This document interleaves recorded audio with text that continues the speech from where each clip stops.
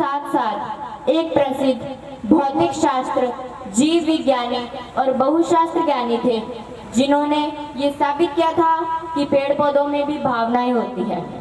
इसके साथ ही वे पहले ऐसे वैज्ञानिक थे जिन्होंने रेडियो और माइक्रोवेव ऑप्टिक्स का आविष्कार किया था। जगदीश चंद्र बोस का जन्म 30 नवंबर 1858 बंगाल में हुआ। इनकी प्रारंभिक शिक्षा बंगाल में ही हुई और ये आगे की पढ़ाई के लिए कोलकाता चले गए और 1884 में इंग्लैंड से स्नातक की डिग्री लेकर भारत लौटे थे। जगदीश चंद्र बोस ने अपने जीवन काल में 2 प्रसिद्ध पुस्तकें लिखी, response in the living and no living और द नर्वस मैकेनिज्म। विज्ञान के क्षेत्र में कई दिलचस्प खोज करने के लिए जगदीश चंद्र बोस को 1917 में नाइट की उपाधि से सम्मानित किया गया और 23 नवंबर 79 वर्ष की उम्र में इस महान भारतीय वैज्ञानिक का निधन हो गया। और अब हम इनके जीवन की झलकियों को अपने नाटक के द्वारा प्रस्तुत करते हैं, तो चलिए शुरू करते हैं। सन 1895 में एक पारदर्शी सुनहरी आंखों ने 24 बाय 24 के कक्ष में स्वप्न जो देखा था, विद्युत चुंबकीय तरंगों को विज्ञान की किताबों में सुनहरे अक्षरों में देखा था। देश विदेश के वैज्ञानिकों में गूंजा था इनका नाम। मार्कोनी ने बनाकर इनके शोध को आधार किया था रेडियो का आविष्कार।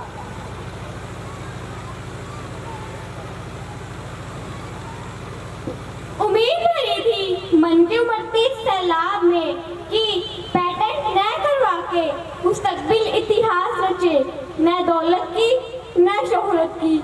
मुराद रहे वायरलेस के जनक पिता सदैव आबाद रहे।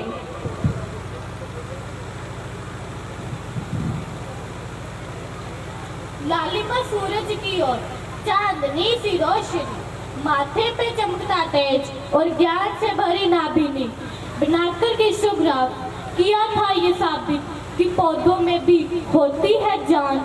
इस आविष्कार ने बढ़ा दी थी देश की शान, फिर भी उन्हें नहीं चाहिए था कोई सम्मान।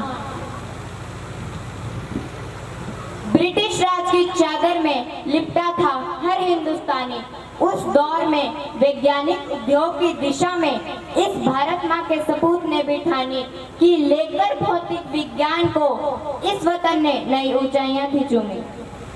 तुम्हें क्या लगा तुम्हें कागज का टुकड़ा लेकर मेरे पास आओगे और मैं तुम्हें इंस्टीट्यूट बनाने की इजाजत दे दूंगा? ये कभी नहीं होगा, भारत कभी तरक्की नहीं कर पाएगा।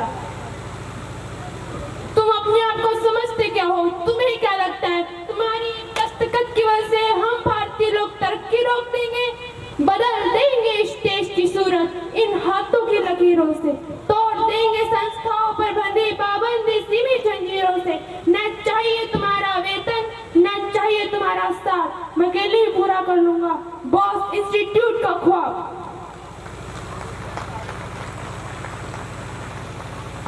आचार्य जगदीश चंद्र बोस ने एशिया का सबसे पहला अनुसंधान केंद्र स्थापित किया था, जिससे भारत ने आधुनिक युग में सर्वप्रथम कदम रखा।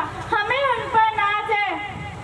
जैसा कि आपने देखा, बोस ने प्रमुख अनुसंधान केंद्र की स्थापना की। हमारा देश उस समय भी सबसे आगे था और आज भी हमारा देश चांद के दक्षिण ध्रुव पर जाने वाला पहला देश है। हमें अपने देश पर गर्व है।